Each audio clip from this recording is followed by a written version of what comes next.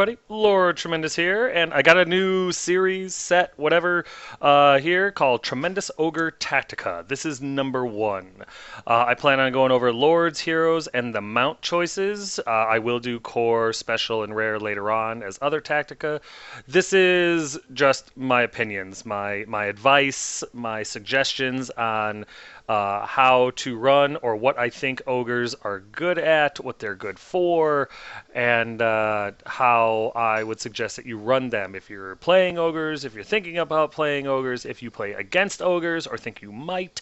I'm hoping that this helps you. If not, well, your refund is in the mail. Sit there and wait for it.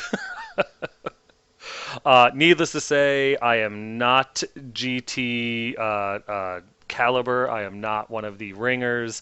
I like to think of myself as an average to better than average ogre player. I'm doing these because, honestly, I want to, and there's nothing you can do to stop me. And I got the idea from Skaven and AZ. He's doing his Vermin Swarm Tactica. If you have not seen them, go check them out. They are very good. Much better than what I'm about to do. But, yeah, that I plan on putting these out as quick as I can in between battle reports and rants and everything. I hope they help you out. If not, I apologize. Hey, I wasted some of your time, but you know what? You had time to kill, you're welcome. But to get back to this particular Tactica, I plan on going over each individual Lord, each individual hero, and each individual mount, giving you my opinions on pros and cons for each of them, how they should be used or what uses they have, and then some suggested kits, magic gear and other gear that you could kit them out with, and why I think it's a good idea. So if you have listened to all this and you think that it might help you out, sit back and relax and get ready to see how this Tactica goes. All right. Starting us off with great cons. Duh. Pros of these guys, in my opinion, they are base strength 5, base toughness 5. They have 5 flippin' wounds, same as a monster. Leadership 9, and they are movement 6. These guys are powerhouses. They have to be. They're in charge of an entire unit, or entire race of mini powerhouses, so they have to be the most powerful of powerhouses. These guys are your line breakers. These guys are designed to do one thing and one thing only. Get in combat, beat the ever-loving crap out of anything you throw at them, and then blow through them to get into the next combat. They will lead your troops to victory single-handedly. And in my opinion, they are one of the most dreaded Lord choices that people can run into in the 9th Age. On the flip side of that, though, the cons for these guys are there's no mounts. You're going to see that being a reoccurring theme. You've got this big, badass, great Khan who's in charge of your whole army, and yet he won't ride anything into battle. That eats at me more than well, you'll know by the end of this video just how much it eats at me. They are also not a great idea to have out on their own. Combat res will eat them up. It's very difficult, if not impossible, to make them stubborn.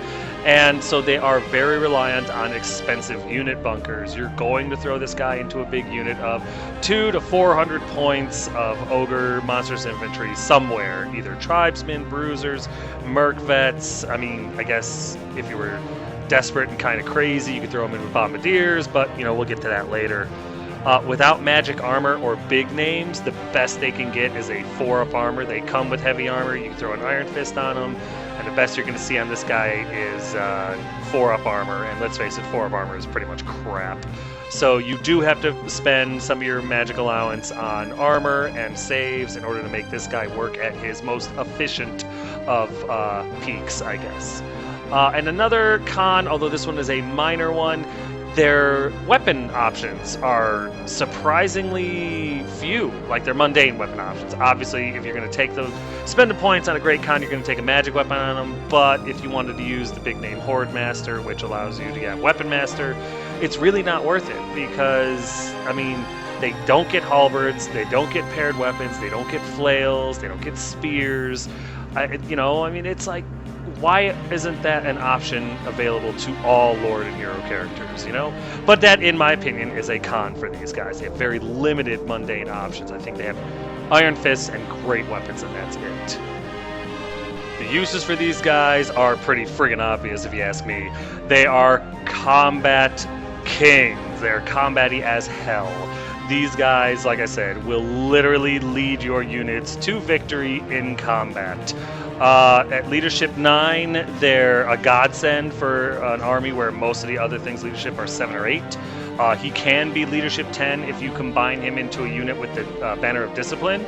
So just, keep that in the back of your mind when you're making Ogre lists. You could effectively have a Leadership 10 Great Khan running around leading your army, which is huge.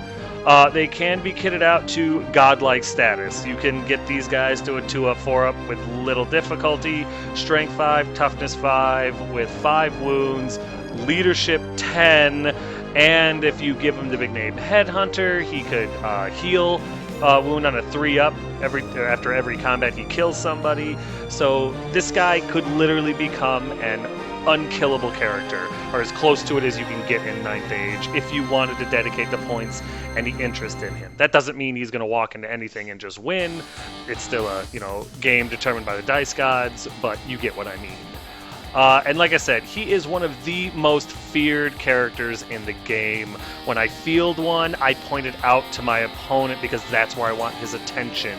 If he's paying attention to the most terrifying model on the table, the rest of my army usually gets through unscathed. So you may want to factor that into your tactics when you're making an Ogre list.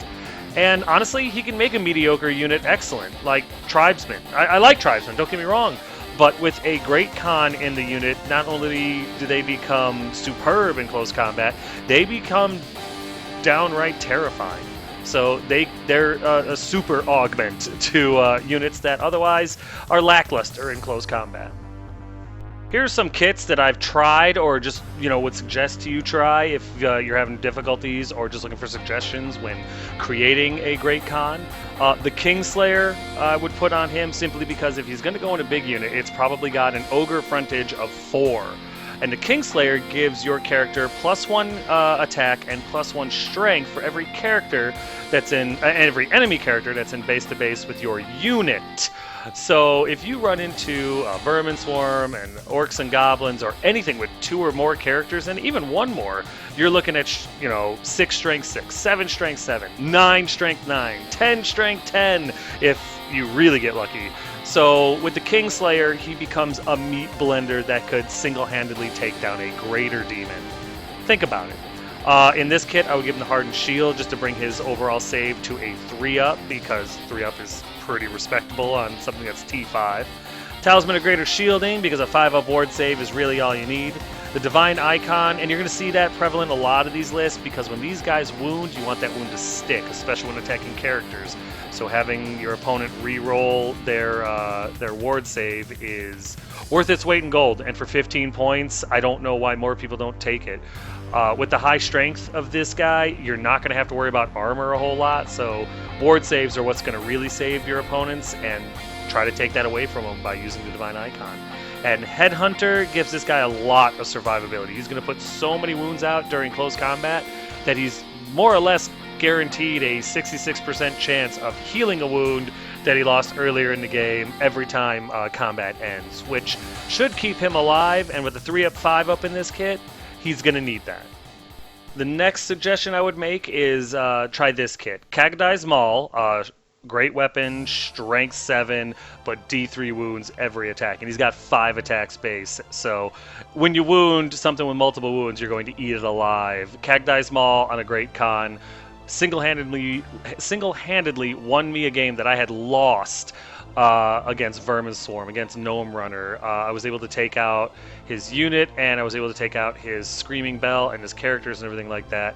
All thanks to the Maul and the D3 multiple wounds. I mean, it just makes him into a terrifying force. Armor of Fortune gives you a 5-up ward. With Kagadai's Maul, you got to be a little careful with your points. So you're only going to have a 5-up armor and a 5-up ward, but with the Gem of Dragonfire, if you run into flaming attacks, there's a 2-up ward, Divine Icon, so that all those beautiful D3 potential wounds get through. And with Headhunters, same thing as before. You're going to do so many wounds, it's just basically free healing after every round of combat, which is where this guy should be bottom of 2 at the latest. The last kit that I would suggest for this guy is the Heart Ripper, simply because you're going to hit everything on 3s, no matter what, for the most part. It's got Lethal Strike, which is huge. That makes him very versatile. It's also got Armor Piercing. So with Lethal Strike, Armor Piercing, Strength 5, you'll need a 3-up armor on your target in order for them to have any kind of a save against it. Strength 5 is going to wound on 2s or 3s for the most part. Lethal Strike cracks armor in like heavy cav type armies, and it gives you parry. Granted, at weapon skill 6, you should be okay for the most part, but parry, never underestimate it. Plus, it gives you +1 armor save because it is a Iron Fist, so that's nice too. The Bluffer's Helm is huge for this kit because all successful wounds have to be re-rolled, and since the Heart Ripper is relatively cheap in comparison to the other magic weapons that I would suggest on this guy, why not? It gives you +1 armor, makes it so they have to re-roll wounds, your toughness 5. This guy might never get hurt. The Gem of Dragonfire, simply because I would suggest with this kit you take Troll Eater. Yes, he's going to be stupid, but he's Leadership 9 and is going to be relatively close to a BSB. So I'm pretty sure Troll Eater will never actually be a factor in your games, or at least so few times it's huge. And Troll Eater lets you do multiple wounds 2 to all monsters infantry, which is really nice considering with Heart Ripper you can really make those wounds stick. And Divine Icon, same as always, so that when you do wound, that wound sticks and no pesky ward save stops it. Next up, my favorite lord choice, not that that's really a big deal, there's only 2, is the Great Shaman. The pros of this guy is that he's toughness 5. He's just as tough as a Great Khan. He's got 5 wounds, just like a Great Khan, and he can self-heal with the Path of Butchery. So every time he gets a spell off with the Path of Butchery, he heals a wound, poison has to wound against him as normal, and his toughness increases by 1. So the Path of Butchery on this guy is huge. It makes him a defensive powerhouse. Couple that with an Iron Fist to give him parry because he's only weapon skill 3, and you've got one hell of a solid lord choice that could easily be your general. And also, you know, it's neat about this guy is that there's 6 different paths of magic available to him, all of which are very cool. So if you ever get bored or stale, or you want to try that item where you get 2 different paths of butchery, he's got a lot of versatility, a lot of good options, and probably one of, in my opinion, one of the more reliable Lord level casters in the game.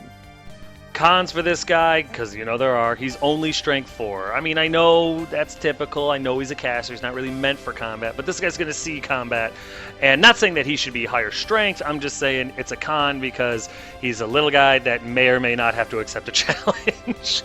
And then, of course, then you have to determine whether or not you want to waste the points on something that's going to increase his strength for close combat, like the magic weapon that gives you +1 strength, or maybe 2 strength, or 3. These are things you have to decide on when kitting this guy out. He's only weapon skill 3, so he's pretty terrible at combat, but let's face it, weapon skill 3 for the most part is the standard in an Ogre army, so you've probably already adapted to that, but he is still a Lord level choice. I would have assumed, especially in an Ogre army, he would be better at combat than that, but I get it. I'm not saying that weapon skill 3 should be increased, it's just, again, a con that you have to worry about when fielding this guy. He is only leadership 8. That eats at me a little bit. I think he should be leadership 9, same as the Great Khan, simply because he's the educated one, you know, he should be able to lead. I do get why he's only leadership 8, because if he's leadership 9 and very similar to the Great Khan and in cast, what the hell's the point in taking a Great Khan? So I get it, but again, if you're going to take this guy as your general, leadership 8 is weak. You'll have to do something about that, probably with the Banner of Discipline. Once again, no mounts are allowed for this guy, which eats at me so friggin' much. I get it for hero choices not having mounts, but Lord level characters should have mandatory available mounts. Not that you have to take them, but come on, these are the pinnacle of the army, and they're not allowed to get a ride? Really? I just, in my mind, that really bothers me. And since this guy has no mount that he can ride, he is really reliant on expensive units because he has to be in a bunker. You do not want to run a Great Khan by himself because he will get shot to pieces and your opponent would be stupid not to. The other thing that's a con about this guy is the way our army is designed, the way ogres are designed, your caster, your Lord level caster, who's really not for combat, will see combat. So when you field one of these guys, you have to take that into consideration, or you will lose him quick, fast, and in a hurry. Uses for the Great Shaman, probably the best support unit available to us. 6 pass means tons of available augments. Can be Leadership 9 with a Discipline Banner, so he can be a viable general in your army. A little bit weaker than the Great Khan, a lot weaker than the Great Khan, but still, with Leadership 9 with a Discipline Banner, it is viable. There's no shame in taking him. One of the toughest wizards to kill in the game, short of, like a Greater Demon. But that being said, you don't have to be as careful with him as you would an Empire Sonstal Lord level wizard, or any other of the 20 to 25 mil based infantry models. This guy can take a bit of a beating, and with the different spell lores available to him, can survive it. So while he's probably not going to help your combat res a whole lot, he won't probably get murdered in anything short of a Lord level challenge. And he can also be used to buff other units so that they can destroy in close combat. Some of the best spells for ogres really have their best chance of being cast by this guy. And so in just about any ogre army that's over 2,000 points, I would say that you are foolish to not bring a Great Shaman. Yeah, you could take a couple of smaller level 2 shamans, hero level shamans, but the Great Shaman just gives you access to so many different lores and so much more. I think he's worth it over 2 shamans, hands down. Next up are a couple of kits I would suggest you use if you're looking for advice like that when fielding a Great Shaman. The Screaming Swords, it increases his initiative by 1. It gives him +1 attack, which is good because he's only got a few anyway. And then it also gives him, what's it called? Fear, which is huge because ogres don't naturally have fear anymore. Fear has become a lot more difficult to get a hold of, so having a big unit of ogres that cause fear, even if they pass their leadership check, fear still is going to take -1 leadership away from them. So when you win combat, they're already at -1 leadership. That's really huge, and I think fear is underestimated in 9th Age. The Demonic Heart over a Dispel Scroll, hands down every time.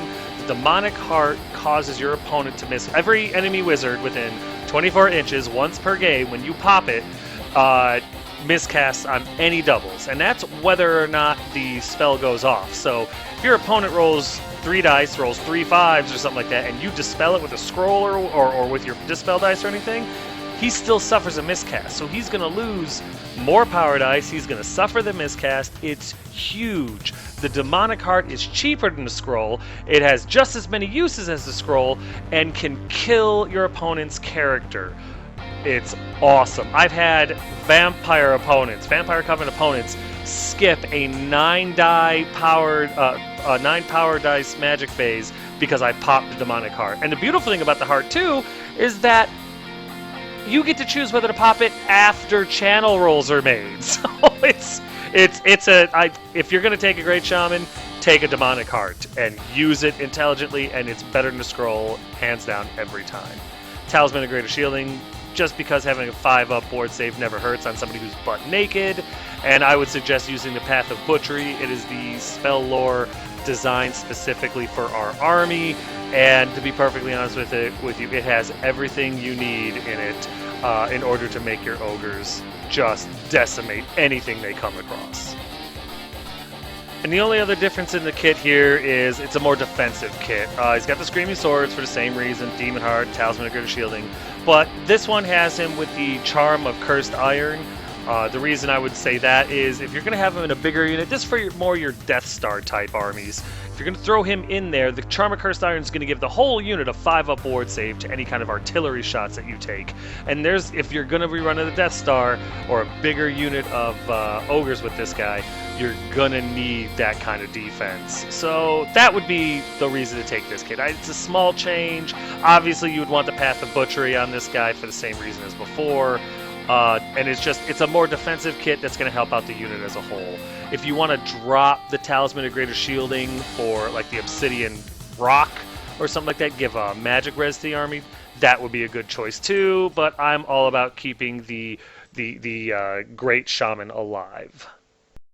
All right, that's gonna do it for Lord. So now we're into the hero choices. Starting off with the Khan. The pros of this guy is that he's an excellent BSB option. If you don't take a wild-hearted hunter, he's the only BSB option, but still a very viable and excellent BSB option. And you should take one in every list. I don't care if you're playing 500 points. You should take a BSB. You need it. Strength 5, Toughness 5 base is massive. I mean, Lords are usually Strength 5, Toughness 5 base. The fact that our heroes are, it makes sense. It makes total sense, but that is a huge bonus for us. 4 wounds and weapon skill 5. That's more than any other hero out there without being on some sort of mount. Weapon skill 5, excellent, especially considering our baseline is usually weapon skill 3. This guy is very difficult for rank and file to kill in one round of combat. Even another hero level character that's kitted out for combat would have difficulties taking out one of our Khans. And he can get a 4-up armor save easy with a big name using like Horde or whatever it is, and Horde Master I think it is. And that I've seen some people take that kit, but honestly, if you're not throwing a Mithril Mail on this guy, you're wasting your points. Give him a 2-up. Armor save, give him a weapon of your choice, give him the BSB, and just watch him kick ass and take names. The cons for the Con, get it? Haha, sorry, I'll stop. Initiative 3. These guys are really slow. They're gonna go they're gonna go after most other units, or simultaneously with some of the slower ones.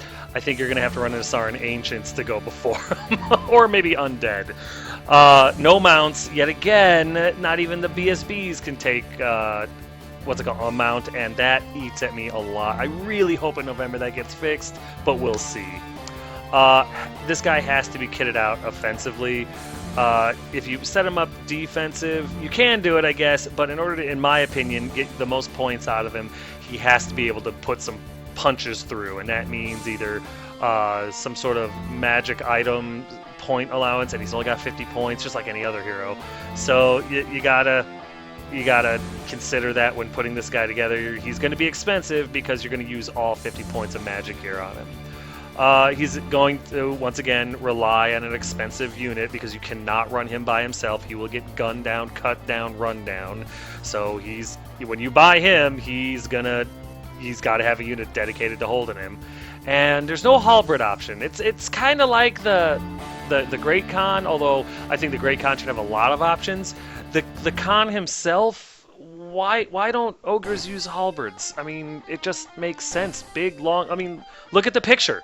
I mean, yeah, that's more of a Morning Star, but you get my point. It's like, I think that ogres should have the bigger weapons available to them, and it eats at me a little bit that they're not, so I consider that a Khan. Uses for this guy is, well, the BSB, duh. In fact, if you don't take a hunter with Wild Heart, he's your only option for a BSB. And like I said before, if you're playing a game over 500 points and you don't take a BSB, just shake your opponent's hand and say good game because you've lost. The Khan, just like the Great Khan, cheaper, not as effectively, but can augment a weaker unit. I've considered throwing this guy into a unit of Bombardiers, for example, and I think he would definitely help push that unit over the top in close combat, if it ever came down to that. You know, throwing a Khan in there with a brace of pistols with the Bombardiers might actually work out kind of nice, and as a BSB, it would be unexpected, you know. And with their stand and shoot reaction, it might be harder to get him into him. So just, you know, food for thought. He can easily be offensively or defensively kitted out and still be pretty powerful in close combat.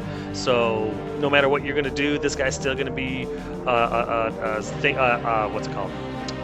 model to be reckoned with in close combat.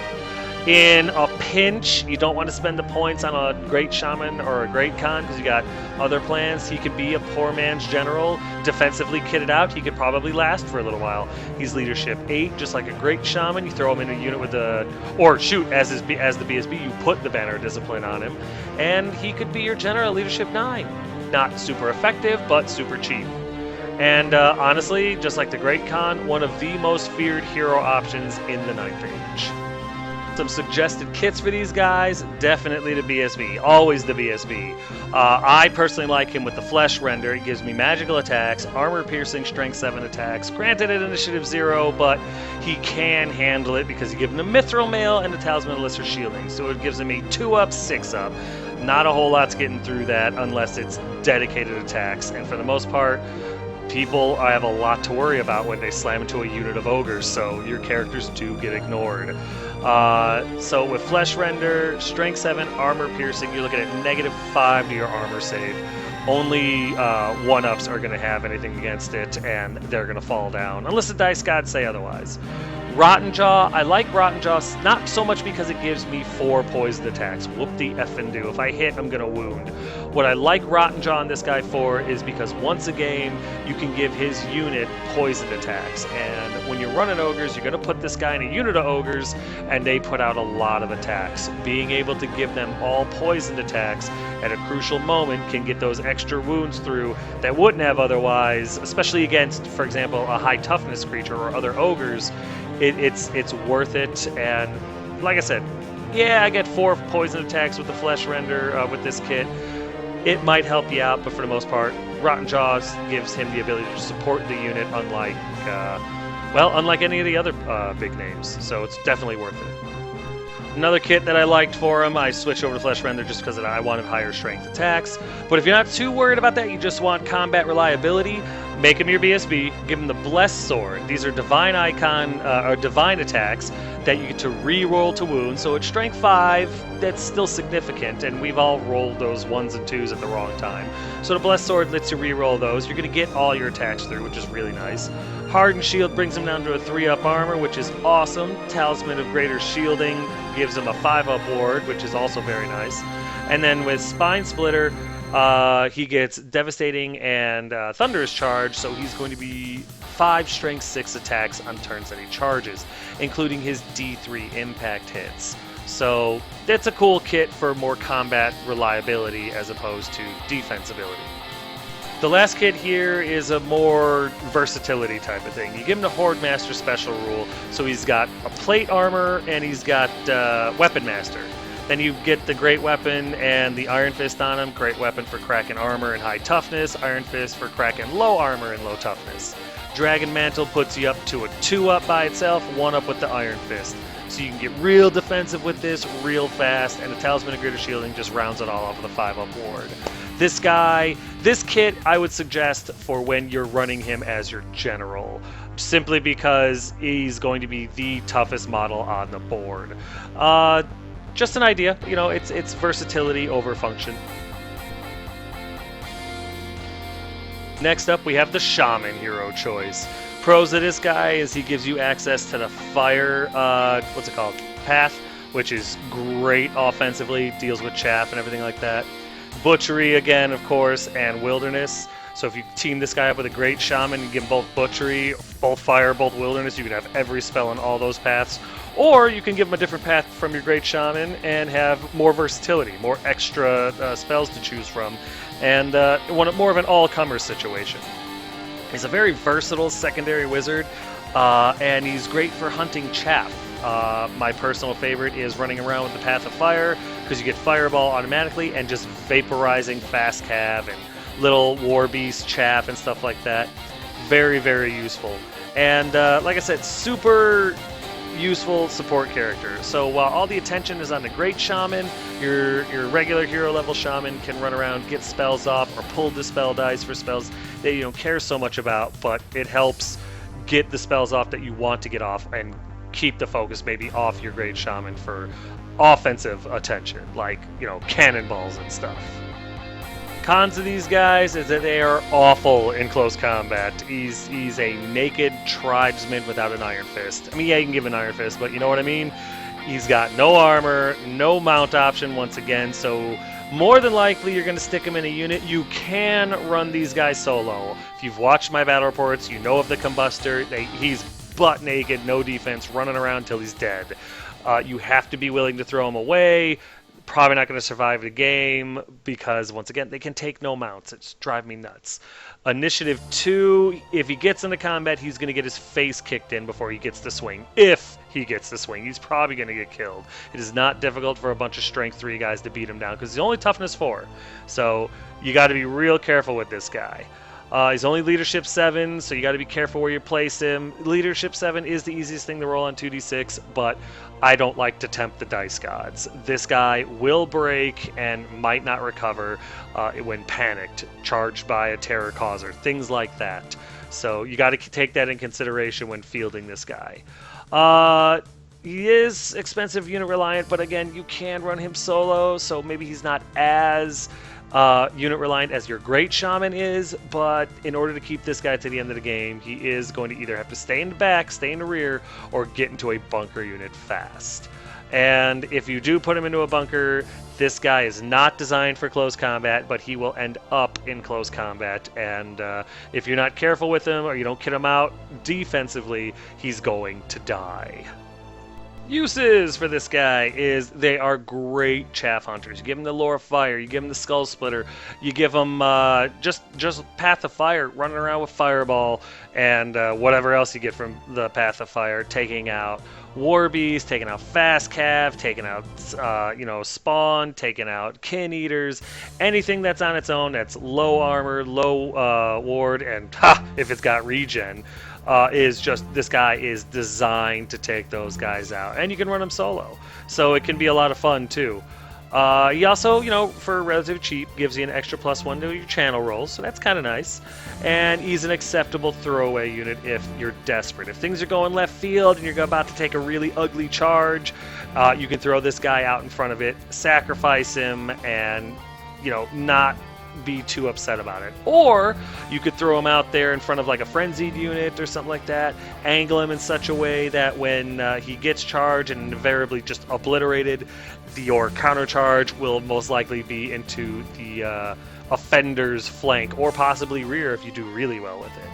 And honestly, you can be a little more careless with this guy. There's no need to protect him with talismans or anything like that if you're careful with his movement. If you play him correctly in the movement phase, he can be butt naked and survive the game, but it is difficult. Suggested kits for this guy, my first and favorite is make him a level 2 wizard, give him the Skull Splitter, and give him the Path of Fire. Level 2 wizard so that you get Fireball and one other spell. If you can get Smoldering Embers, it gives a unit +1 toughness, 5-up ward, and Fireborn. That can be game-changing, and it is very castable with a level 2. And if you miscast with this guy, so what? If the spell goes off, it's huge. Skull Splitter is great on this guy because it gives him a 24-inch threat range, 4 shots, always hitting on 4s, usually wounding on 4s because it's strength 4, but it's magical shots. So when you see ethereal units, you're going to have a field day. I know they have a 5-up ward against it now, but I mean, it's a 33% chance to negate it. You're going to do some damage, and it just gives them wonderful versatility. Yeah, this when I run a shaman, this is the way I run him. Another kit out for this guy, usually in conjunction with a greater shaman somewhere else in the army. Make him a level 2, give him the Iron Fist just so he's got parry. You're going to bunker him in this situation. Probably in a Death Star type unit or in a bigger unit of ogres, probably tribesmen, possibly bruisers, although we'll get to bruisers later. Give him a Dispel Scroll because he's all about defense. You give him the Obsidian Pebble just so that the unit he's in has a little bit of magic resistance. It's not a ton, but it's all about defense, and a 6-up is better than a 0-up, right? And then, of course, Path of Fire, simply because it gives him that offensive capability that really is useful. Path of Fire is a wonderful spell lore to have access to, and in a big unit, it can still be very effective. Again, Smoldering Embers and stuff like that can be game-winning. The final kit, this is 100% defense. Level 2 Wizard, you give him the Iron Fist for parry, +1 initiative, +1 attack, and he gets his little 6-up armor save. Wahoo! But that's better than most mages get for armor. You give him the Obsidian Rock, which gives the entire unit that he's in a 5-up ward against, spells. You give the Charm of Cursed Iron so that when they shoot at your brick, with artillery weapons, you get a 5-up ward. And you give him the Path of Wilderness because Wilderness is going to be a lot better, a lot more augment and hex direction. What is it? The one that you get +1 strength, +1 toughness on ogres. That is game changing. That's like an I win button built in to a relatively cheap shaman. This is a kit that you would take if you're running a Death Star and you're going to have a bunch of characters in it. Giving them magic res, giving them a 5-up ward to artillery shots. This is the kit that you'd want to take for a brick like that you're going to add them to. It's huge. For the last hero choice of the book is the Mammoth Hunter, and these guys are my favorite. The pros are that they are super versatile. They can get Scout, they can have Vanguard, they can be put on a Tusker. They're the only friggin' model in our book that can be, or friggin' character that can be mounted. I don't fully understand that, but I guess there's a reason for it. It's just beyond me. Their stat line is amazing. Strength 5, Toughness 5, Ballistic Skill 5, Weapon Skill 5, Leadership 9, and Movement 7 with Swift Stride. Incredibly useful, guys. I mean, just amazing, amazing hero choice. And great for taking out chaff, great for running around your flanks and defending them, supporting them, taking things out that your bricks don't have to worry about them. Plus, if you have one on the field, your opponent cannot ignore them or they will lose the game. I love these guys. Cons of these guys are that they're loners. They cannot join units. That's not entirely true. They can join Yetis and they can join saber-toothed tigers. But, I mean, Yetis, there are purposes for that, yes. But with the saber-toothed tigers, to be perfectly honest with you, saber-toothed tigers aren't set up for combat. And the hunters are. So to use the tigers for anything other than chaff or very, very light combat units, you're just going to give up combat res, end up breaking and getting run down. It's just not worth it. So they do work best on their own, as opposed to being in a unit of saber-toothed tigers, in my opinion. They can't be the leader of the army. They can't be the general unless you take the big name Wildheart. And then if you take the big name, it just disallows so many of the good units. The cons can't be a part of it. You can't take mercenary veterans. There's so many things you can't take if you give this guy the Wildheart thing. It's almost like you're not playing the same army anymore. So I don't like it. And if he is your army general, if you take the Wildheart big name and make him your general, he still only gets 50 points of magic gear. So you've got a hero level general running around where you lose a lot of options in a book that's already pretty starved for unit options, and he gets 50 points of magic gear. Just not a great setup. Uses, like I've been saying, these guys can take small units solo. You run into something rank and file that's strength 3, toughness 3, and in a few rounds he's going to break that unit. 20, 30 models, not a problem at all, especially if you put them on a Tusker. These things are amazing for flank control. You take a hunter, kit him out with a little bit of defensibility, send him down your flank, and he's going to do amazing, amazing things. He's going to secure your flank for you almost every single time, unless your opponent dedicates large, expensive units and attention to him, which is also fine because if they're paying attention to your hunter, they're leaving the rest of your army alone, and that's huge. The offensive output of these guys is amazing. They've got access to Hunting Spear's stock, which does D3 wounds to monsters and ridden monsters. Yeah, it's only range 12 inches, but these guys are going to get in there. They're going to get in there quick, especially with movement 7, 8 if they're on a Tusker, and just eat things alive. They're very adaptable to almost any situation. Depending on your kit, they can go into a solo unit, a weaker unit by themselves, and do great. They can hunt war machines better than pretty much anything else we have. They can be chaff. They can be flank support. They can be everything. Everything you need them to be, these guys can do it in some way, shape, or form. And that's huge. They are mandatory for any all-comer list you might make for the ogres. And then if you're a gambling kind of guy, you can, with the Wildheart, make them your general, just like a con. Although you're going to have a very optionless list. I don't know what else to say. And they're probably one of our best answers to chaff control. So these guys are almost a mandatory one take. Some suggested kits for this guy, obviously my favorite kit. Give him the Ogre crossbow for that long-range punch in the face. It's going to penetrate ranks like a bolt thrower. It doesn't do multiple wounds, but honestly, that would be overkill. It's just a nice little strength 5 armor-piercing punch in the face that may or may not take out a handful of infantry, take a chunk out of a multi-wound unit. It's just, I like it better than the hunting spear. You give him the Heart Ripper so he can parry. He's got 1 more attack. He's got 1 more initiative. It brings him down to a 2-up armor. And it's just all around. It's magical attacks with lethal strike, armor piercing, and like I said twice now, it makes it so that he can parry. Best damn thing that you can give any ogre. Yeti Furs gives him that +1 armor and lowers the initiative of anything he's in base with. That's huge. It really is, because he's effectively initiative 6 with the Heart Ripper. And then with the Gem of Dragonfire, that teams up real nice with the Troll Eater.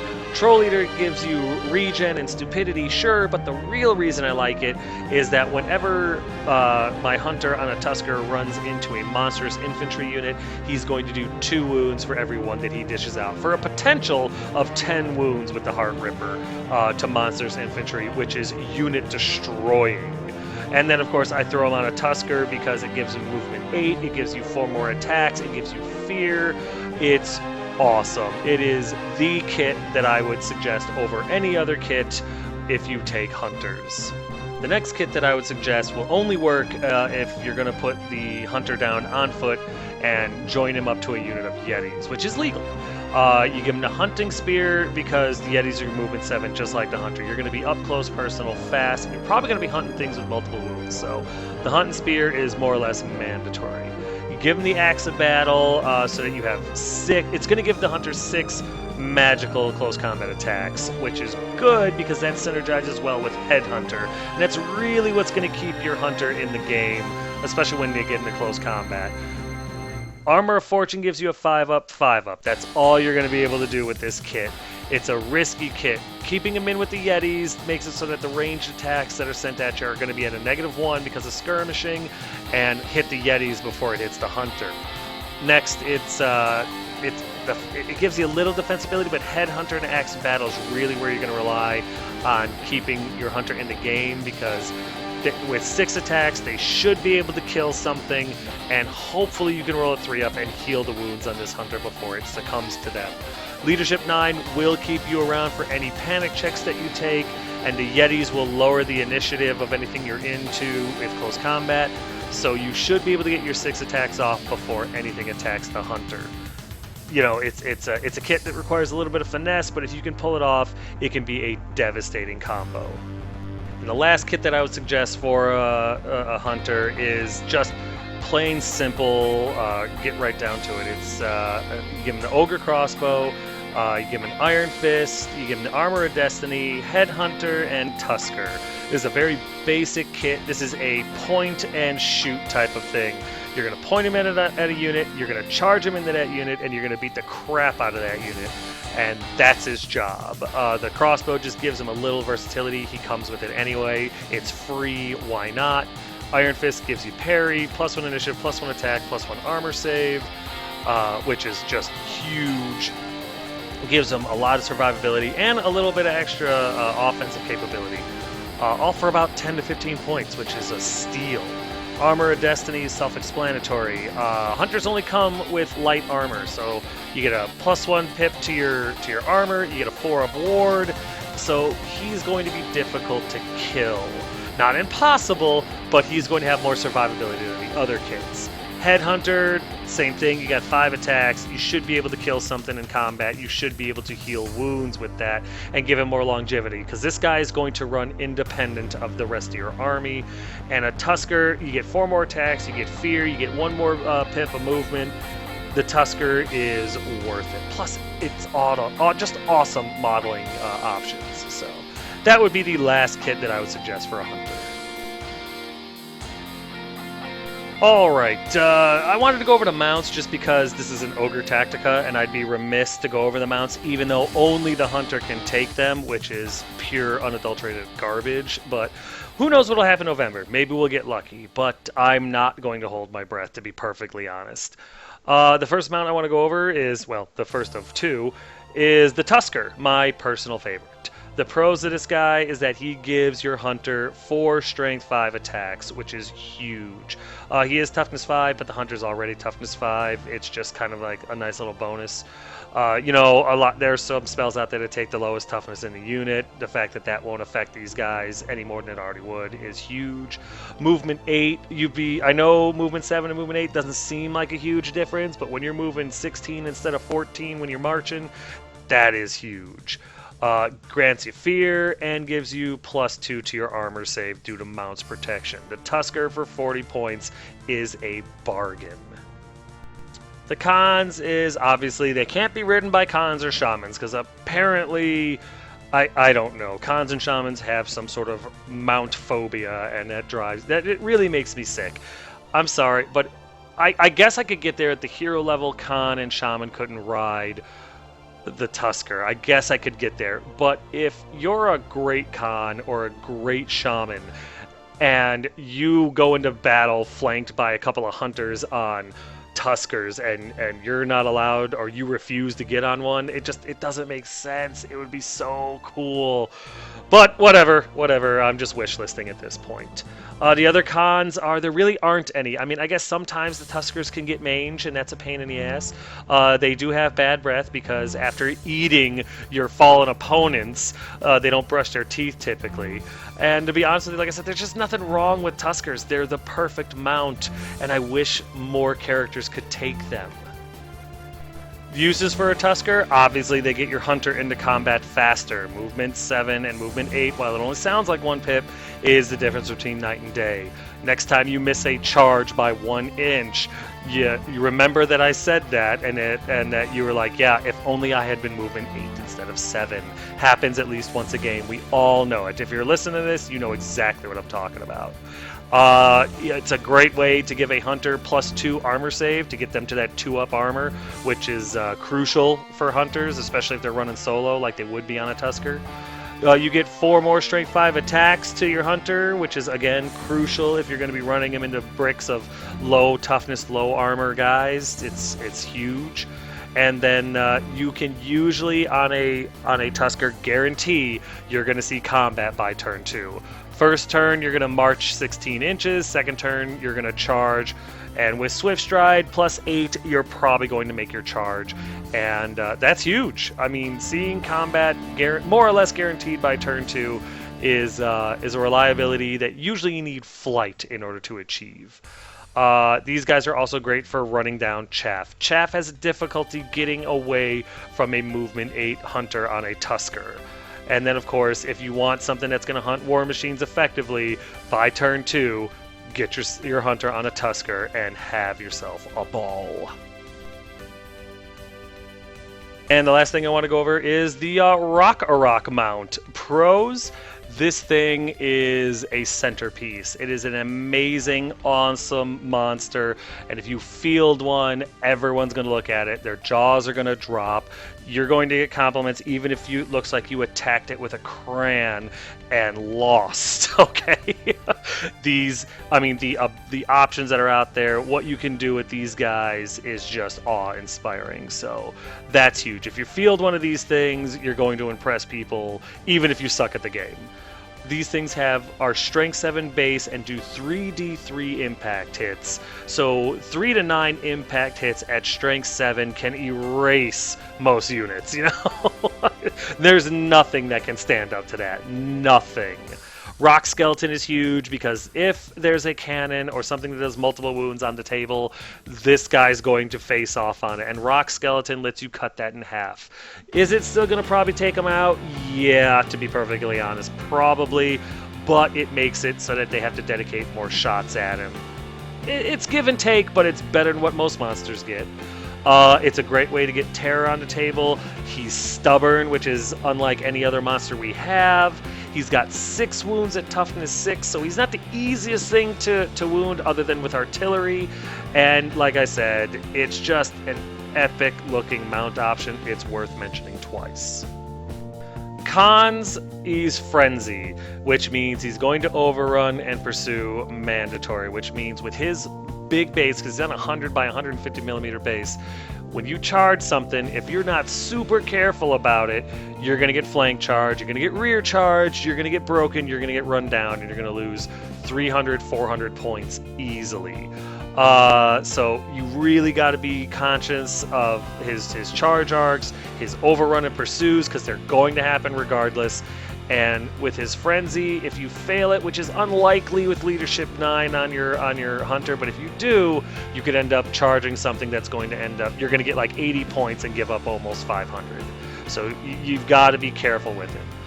He's only got a 4 of armor save, and there's no way to improve that. So if something with poison shoots at him or some lucky shots get through, he's only got 6 wounds. There's really no way to heal them.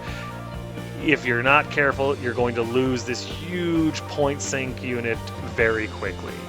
Heavily augment reliant, you're going to try to get toughness off on him. You're going to try to get regen off on him. Any spell lore you take, if there's an augment on there, you're going to want it on this guy, which means you're going to have to neglect your other units in order to do that, in order to keep this thing alive. And so you got to be prepared for that if you're going to mount your hunter on a rock. And again, like I said, the massive base means it's a massive target. Big flanks, things that scatter are going to hit him very easily. And when it comes to charging and stuff like that, yeah, if you can see him, you can charge him. So, got to consider all that when getting ready to field this guy. Uses for these guys are pretty straightforward. You can intimidate a cowardly opponent. I mean, it's a big scary monster. If you've got a feeble, weak-kneed opponent, he's going to be too afraid of the model to deploy, and you won. In combat, though, if this guy gets into any combat, he's going to dominate it, and he could go toe-to-toe with just about anything. He's devastatingly dangerous, especially with a well-kitted-out hunter on top. It's an amazing opportunity to make just awe-inspiring conversion. So, you know, if you're into stuff like that, I know I am, this is an opportunity that you could not pass up. And if you're really crazy, it will focus attention on it. It allows the rest of your army to move forward across the board unscathed. Not the cheapest way to do it, not probably the most intelligent way to do it, but if you are a risk taker and love to gamble and stuff like that, this is a great way to get all the offensive attention off the rest of your army and onto this guy. And to be perfectly honest, this guy is a monster destroyer. If he charges it, it's going to explode, and you're going to giggle when it happens. So yeah, guys, that's going to do it for this one. The tremendous Ogre Tactica Lords, Heroes, and Mounts. The first one in a series. I will be doing more. In fact, the next one will be Core Choices. Obviously, I'm splitting them up because this is an hour-long freaking Tactica. But hopefully you got something out of it. If you stayed this long and listened to everything, hopefully you got something from it. Hopefully it opened your eyes to something. Maybe even made it so that you're going to look at your list or your opponent's list and have a better idea not only how to deal with them, but maybe how to field your own guys. If I missed something, if you agree, disagree, like, dislike, whatever, put it in the comment section. Let's have a debate. Let's have an argument. Let's have a fight. Let's have a conversation. And in the end, that's what these videos are supposed to be. That's what these tacticas are supposed to be. Us learning not only how to use ogres, but how to fight against them so that we're all better players in the end. So yeah, like always, if you have any questions, comments, concerns, or complaints, feel free to put it in the comment section below. And I will get back to you as quick as I can. But yeah, guys, thanks.